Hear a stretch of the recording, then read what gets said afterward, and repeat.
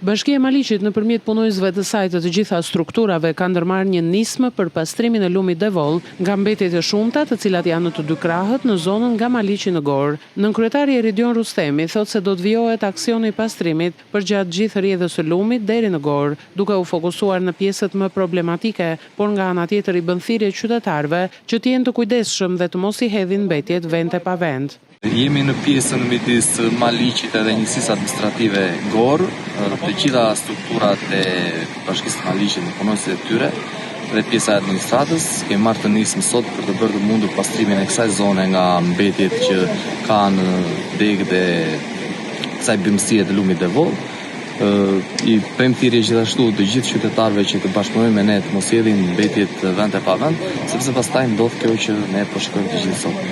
Ne këtë zonë kemi pastruar dhe do vazhdojmë deri në poshtë ku ka probleme, edhe shpresoj ta mbyllim brenda ditës së sotme këtë aksion që kemi nisur. Punojësit e bashkisë janë shpërndarë përgjatë rrjedhjes së lumit duke larguar mbetjet kryesisht plastike, të cilat janë grumbulluar duke shkaktuar një ndotje mjedisore, por edhe një pamje as pak të këndshme për këtë zonë.